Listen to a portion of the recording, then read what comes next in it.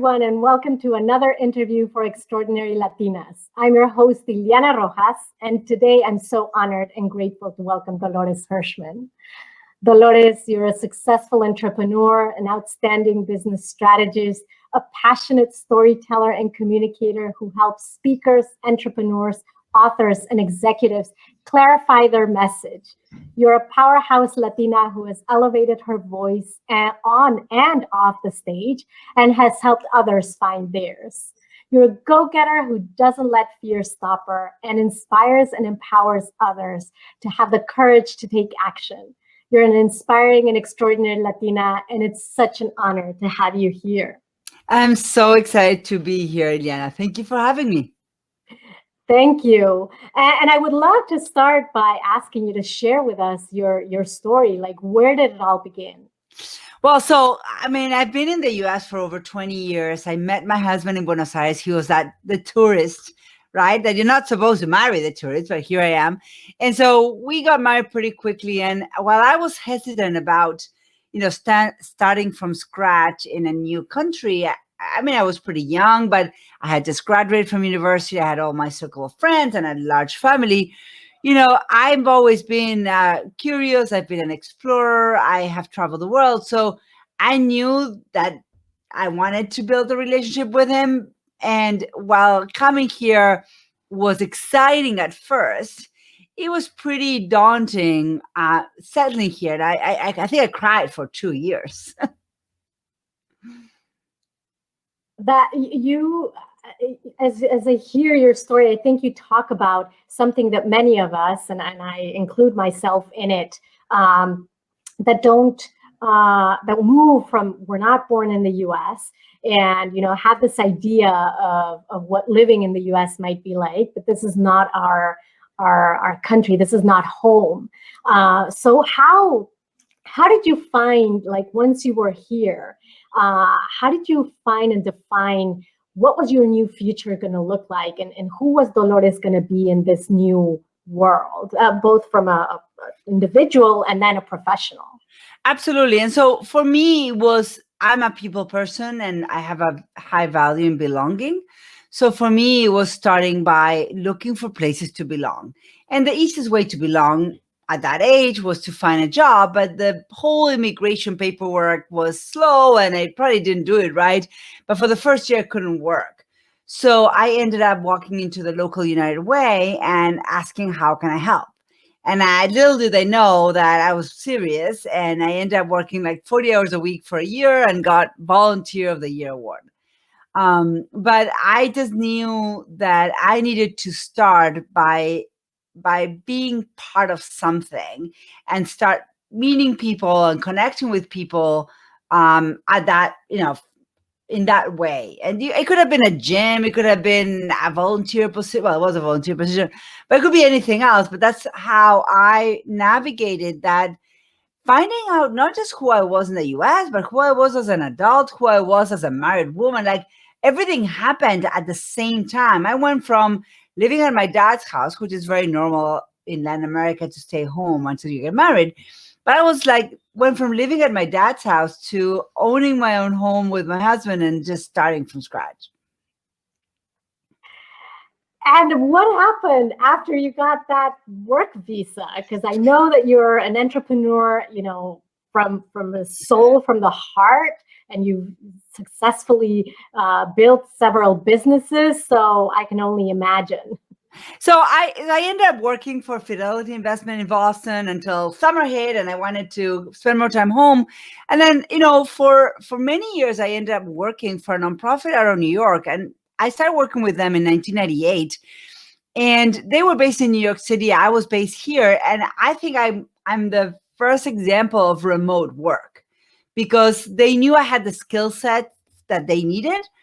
And I wasn't going to move to New York because I just wasn't. And so I ended up working remote and having my first 3 children while working full time with them. I remember holding a baby while being in a conference call, the freeconference.com. Yes! And you would spend hours in there. And so the first, few years of babyhood, I have 4 children. So the first 3, I was employed full-time in a nonprofit out of New York, and I was working on software and e-learning. I actually launched the first online learning platform for kids in the world.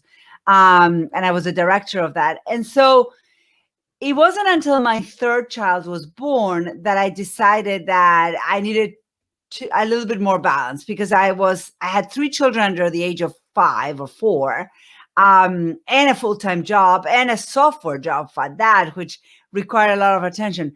So I stopped working, or I quit when my third child was born. And then 9 months after he was born, I started my first company, which was a clothing company with a group of women, a co-op of women in Argentina.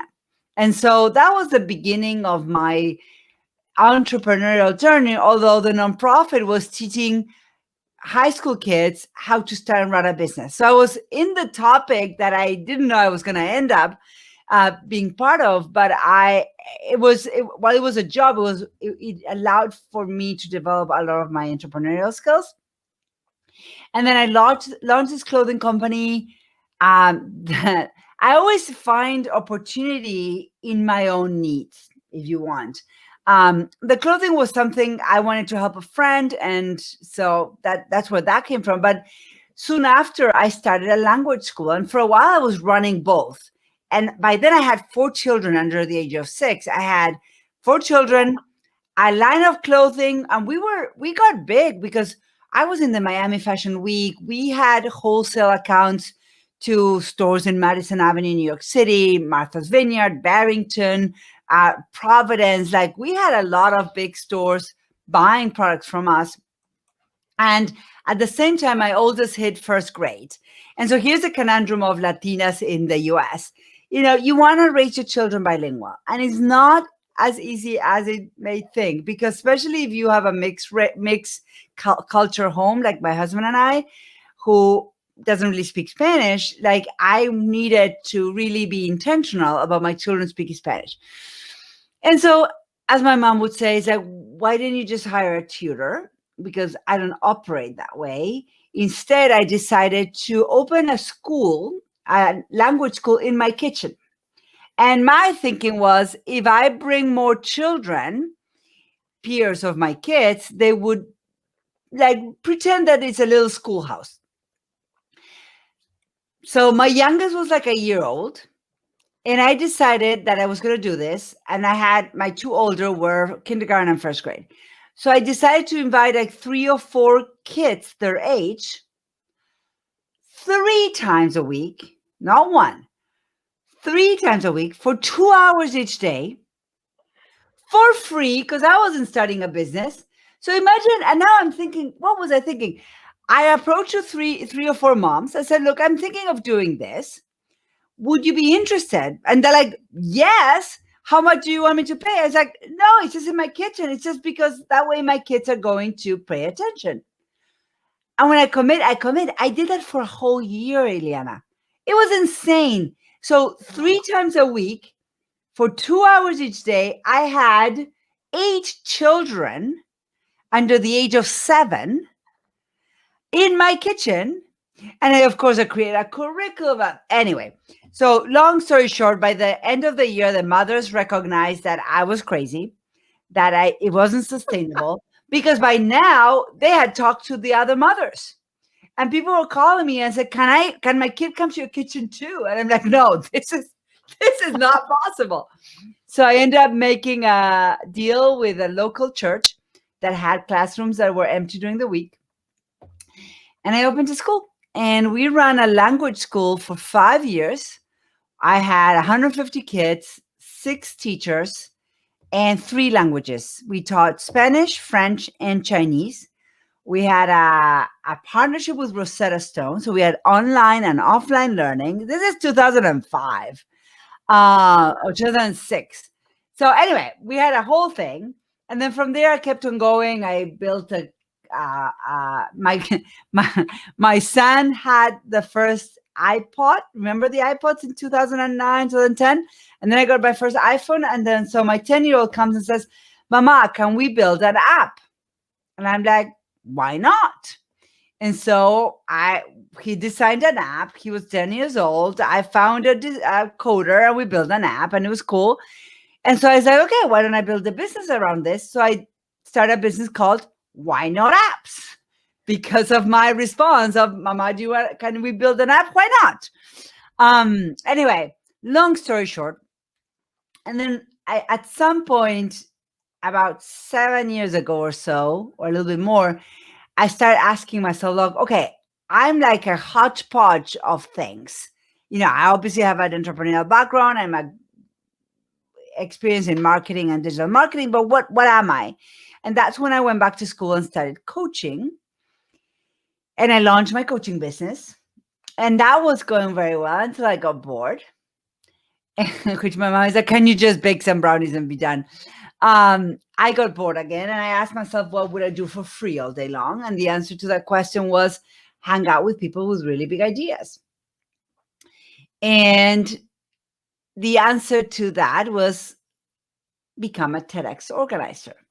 And so I ran one of the largest TEDx events here in the East Coast. And then, and the rest is history, because sometimes you volunteer for something and you find your path. And what I found by volunteering my time for the TEDx was how much speakers and experts struggle with clarifying their message, and how much fun I have helping them, communicate effectively. And that's where Masters in Clarity was born, because I really understood that in order to grow a project, a business, a movement, you needed to effectively communicate with your audiences. And so today, Masters in Clarity works specifically with service business owners, experts, coaches, consultants who want to hone their message and also clarify their action plan so that they can scale. I love like your trajectory, which I've always admired, because I think it showcases that not every path has to be linear. And I think that's something that a lot of us feel that we need to have, that you start it down a path and then you have to just continue down that path because that's the one you're walking. And I've heard a lot of fear of, I want to change path because this is not the one that I like anymore, but I'm afraid to let go because I'm afraid that the other path is going to not be the one, or I'm going to fail, like all these what ifs. And I think through your story, a lot of the richness is to showcase that, you can start all over again, or you can not be afraid of shifting, of changing, of moving, as long as it's aligned with your passion, with your purpose, with what you believe in, and then just get on it, no matter what. But I imagine also, because we know each other, that through some of those changes and shifts, there have been things that have gone wrong, and that have not been, the thing that you thought they would be, or that have gone completely offside. And I think there's a lot of learning experience from there. So if you can share one of those.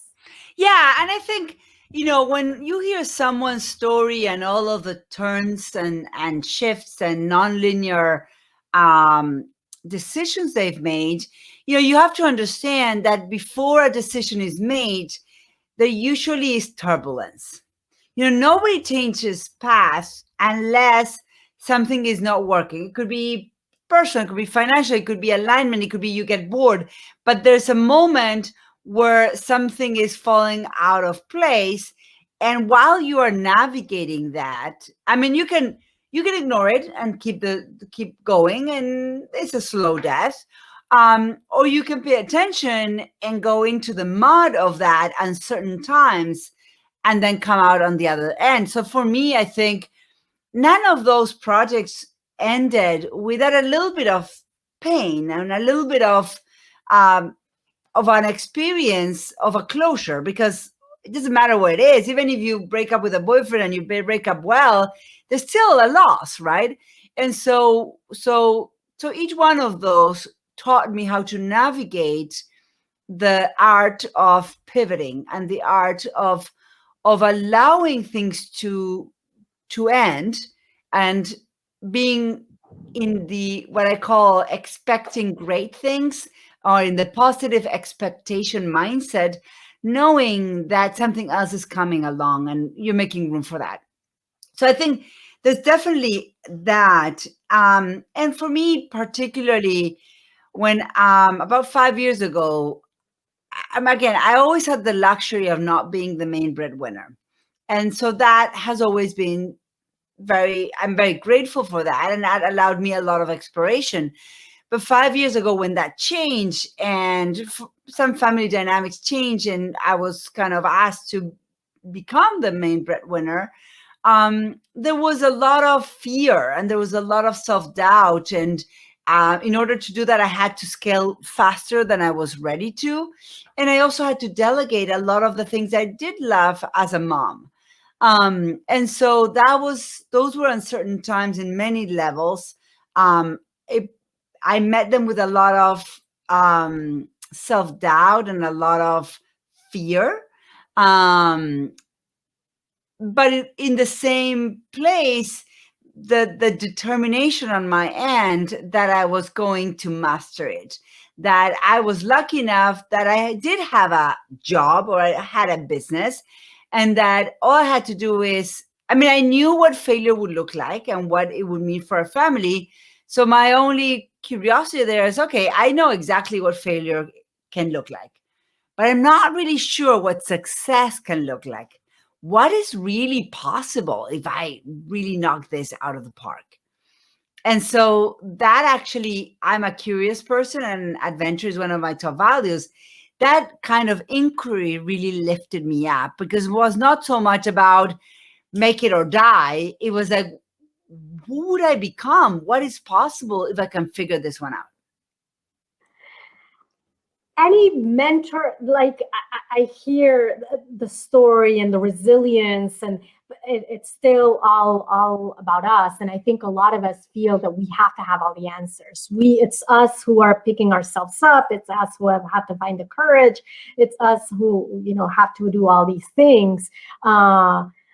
Did you have any mentors, or formal or informal, along the way, that in a way you could lean on, or that you could support, or feel supported, and is that important?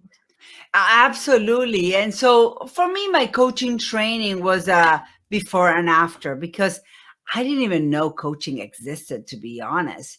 And so to go through the process of becoming a coach myself, it's a deep process, and you've done it. So that opened up a whole world and a whole part of my insights that I had never met, right? And in those environments, you find a lot of people that will support you. So I definitely found a family there and a support system there, and people that I'm still friends with to this day.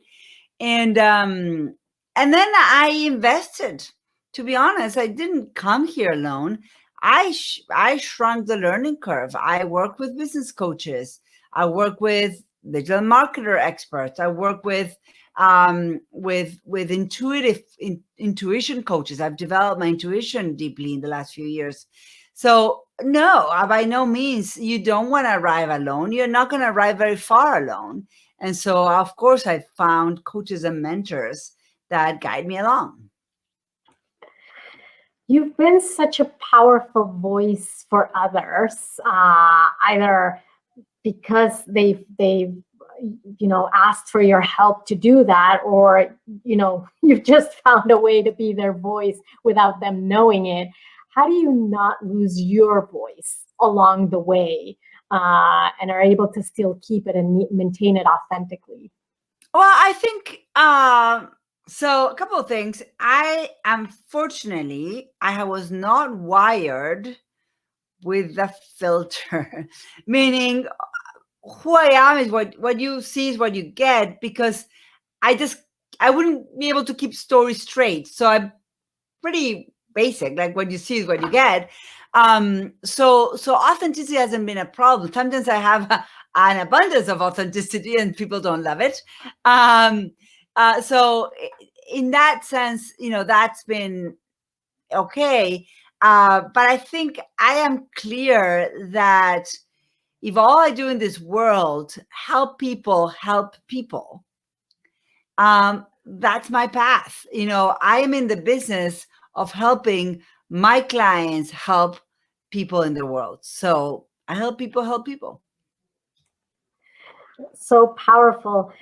You talked about, I know you have 4 extraordinary kids, and you've talked about all these balancing acts that you've done throughout your life, not only in those younger years, but throughout. How do you keep that balance for you, which we've seen it's so important, especially this past year where everything went completely crazy? So I have a competitive advantage here, and I will be honest. I started working remotely from my house in 1998. And so I've been, since I was 26 years old, clear that my office is where I work. And I have like an on-off button in my head.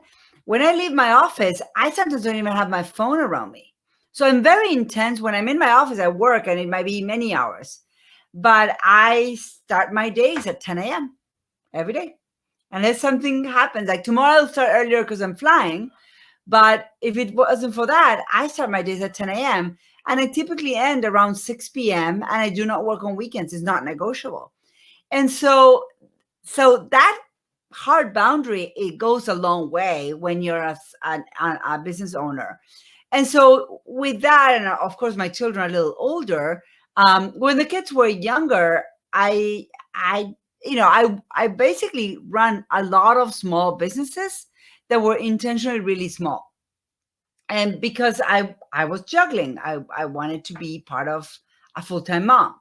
And today, I start my days late, I end them on time. And for the most part, I try not to work on Fridays. For pretty much I have Fridays to Sundays off. Or if not, I have a light Friday. And I was talking with my husband. At this point, the way the calendar is panning out, I probably will be off most of August. That's awesome, especially in New England, where August is like a perfect month. Perfect month to be outdoors. I might go to Austria. My mom wants to go into Salzburg, so I might take her there for a week. And that's so awesome. Flying back again. Yeah, I'm heading to Miami. I'm heading to Miami tomorrow. I was in Sarasota 2 weeks ago. I was in Las Vegas in April, Utah in March. So yes, that's awesome. I'm definitely looking forward to being outside more this year. Yeah. That's awesome. Any piece of advice that you would have given your younger self, or that you provide today to others, especially Latinas? Yeah, I think especially Latinas, but I think find your home. Find your home inside of you, and find your home in the community that you landed for whatever reason, whether you chose to come or you, for whatever reason, had to come here. Know that you have the power to build your home and own it.